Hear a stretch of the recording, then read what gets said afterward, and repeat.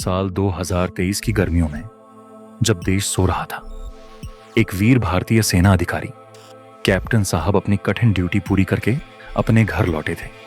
उनके चेहरे पर गर्व था, वर्दी पर तमगे थे, लेकिन मन में एक सपना पल रहा था, टेस्ला और एलन मस्क की भविष्यदर्शी दुनिया का हिस्सा बनने का।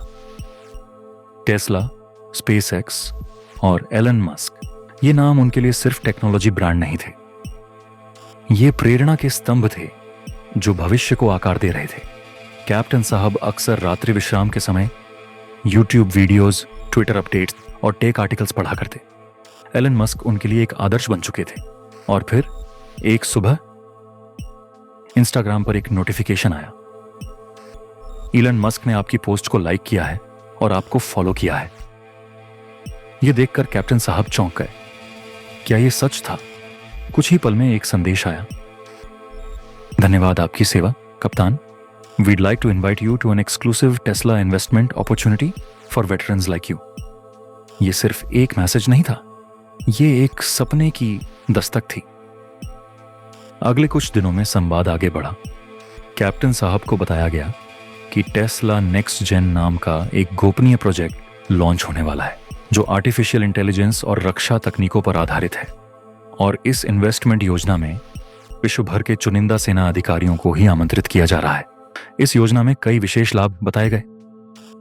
मात्र 6 महीनों में 10 गुना लाभ, एलन मस्क की ओर से एक रोलेक्स घड़ी का तोहफा, और सबसे खास टेस्ला मुख्यालय कैलिफोर्निया में एलन मस्क से व्यक्तिगत मुलाकात का अवसर।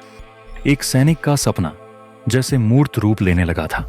कैप्टन साहब ने पहले 10 लाख रुपए एक कन्फर्मेशन फीस के रूप में भेजे, फिर 15 लाख रुपए रोलेक्स घड़ी के प्रोसेसिंग ऑफ डिलीवरी शुल्क के नाम पर, और अगले कुछ हफ्तों में विभिन्न चरणों में कुल 62 लाख रुपए भेज दिए गए। फिर सन्नाटा। इंस्टाग्राम अकाउंट डिलीट हो गया, ईमेल्स का कोई जवाब नहीं आया, फोन नंबर बंद हो गए।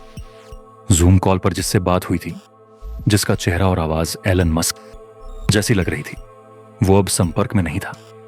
अब कैप्टन साहब को वास्तविकता का भान हुआ। साइबर क्राइम रिपोर्ट दर्ज करवाई गई, जांच शुरू हुई और सच्चाई सामने आई। एलन मस्क का वो अकाउंट पूरी तरह नकली था। वीडियो कॉल एक डीप फेक थी, आवाज एआई टेक्नोलॉजी से जनरेट की गई थी, रोलेक्स घड़ी केवल लालच का जाल। यह सब एक अंतरराष्ट्रीय साइबर अपराध सिंडिकेट का हिस्सा था, जो एलन मस्क जैसी हस्तियों की छवि का दुरुपयोग करके मासूम और प्रेरित नागरिकों को फंसाता था। इस घटना से क्या सीखा जा सकता है? भावनाओं पर हमला सबसे बड़ा हथियार है। ठग आपकी भावनाओं को लक्ष्य बनाते हैं, आपके बैंक अकाउंट को नहीं। डीप फेक अब खतरनाक स्तर पर पहुंच चुका है। जो आप देख रहे हैं वो जरूरी नहीं कि असली ही हो। असाधारण प्रस्ताव हमेशा सतर्कता की मांग करता है। विश्व प्रसिद्ध लोग सोशल मीडिया डीएमएस में निवेश प्रस्ताव नहीं भेजते। कभी भी बिना सत्यापन के पैसे न भेजें। सिर्फ डॉक्यूमेंट्स पर नहीं, साक्षात्कार और असली प्रक्रियाओं पर भरोसा करें। ब्लू टिक अब सुरक्षा की गारंटी नहीं। फर्जी प्रोफाइल्स आजकल पेशेवर दिखते हैं। कैप्टन साहब का नाम गोपनीय रखा गया है, लेकिन उनकी कहानी हम सभी के लिए एक चेतावनी है, क्योंकि अगला शिकार आप भी हो सकते हैं। इस कहानी को ज्यादा से ज्यादा शेयर करें। यह सिर्फ एक साइबर क्राइम की कहानी नहीं, बल्कि एक जागरूकता का संदेश है। जिन सपनों पर आप भरोसा करते हैं, वही अगर हथियार बन जाएं, तो उससे बड़ा धोखा कोई नहीं होता। इस वीडियो को प्लीज लाइक करें, शेयर करें और हमारे चैनल को सब्सक्राइब करें।